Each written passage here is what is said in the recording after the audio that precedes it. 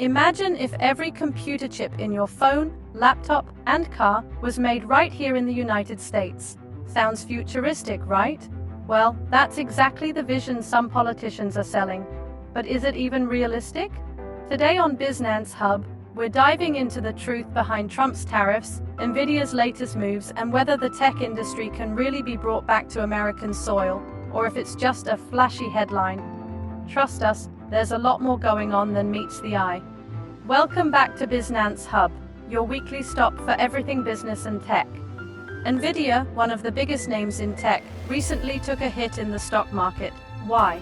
The company expects to lose around $5.5 billion due to new restrictions on exports to China under President Trump's trade policies. Ironically, on the same day, Trump celebrated Nvidia's investments in the U.S. on his social media platform, calling it big and exciting news. But behind the headlines, the story is much more complex. So let's break it down. First of all, will Trump's tariffs actually bring tech manufacturing back to the U.S.? In short, no, not really. According to several tech analysts, this is less about rebuilding America's factory floors and more about companies staying in the good graces of political leaders. It's a game of optics, public investments to win favor, not a complete overhaul of where and how tech is made. Let's take Nvidia, for example.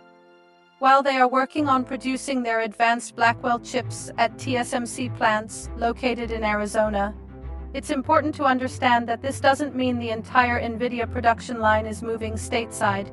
In fact, it's just a small slice of their global operations.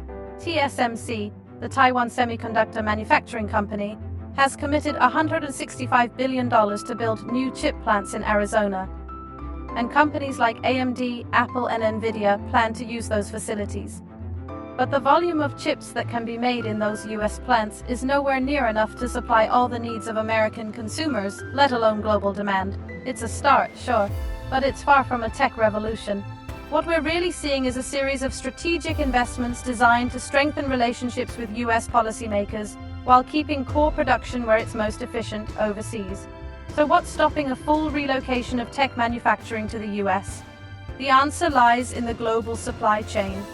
Making a semiconductor isn't like baking a cake. It's an incredibly intricate process that involves multiple steps, each often happening in a different country. The raw silicon used in chips comes from one part of the world. The intricate design work might happen somewhere else. The chip fabrication, testing, and packaging? Those are scattered across continents.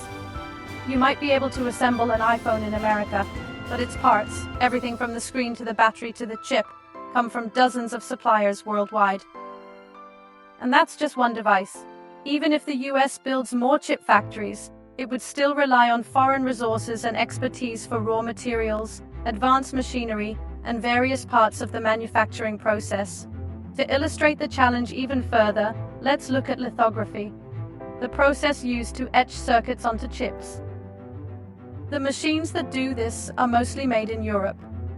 Packaging the chips requires additional specialized facilities, and we haven't even touched on shipping, testing, or compliance with different global standards. Long story short, tech manufacturing is too globally integrated to fully relocate to any one country. Even the Biden administration's push to increase domestic chip production doesn't mean everything will be made in the US. It simply means more capacity to produce chips domestically in case of supply chain disruptions. But again, that's just one part of the puzzle. And while there's merit in wanting to reduce dependence on other countries, it's not as easy as flipping a switch. You don't just plug in some silicon and get a ready-to-go chip. It's a deep, multi-layered process that can't be localized overnight. So where does that leave us? Right now, companies like Nvidia are investing in U.S. facilities not because it's easier or cheaper, but because it helps them politically and gives them a bit of production flexibility. But the idea of de-globalizing tech is frankly unrealistic for the foreseeable future. The modern tech industry runs on collaboration across nations, from mining rare materials in Africa, to chip fabrication in Taiwan, to software development in the US. The global supply chain is here to stay. Here to stay. And that's a reality both investors and consumers need to understand. So next time you hear a big announcement about bringing tech jobs home, take a moment to ask, what part of the process are they really talking about? Because the full picture is a lot more complex than a campaign slogan. Thanks for watching BizNance Hub. If you found this breakdown helpful, don't forget to like this video and subscribe to the channel for more insights on business, tech, and what's really going on behind the headlines.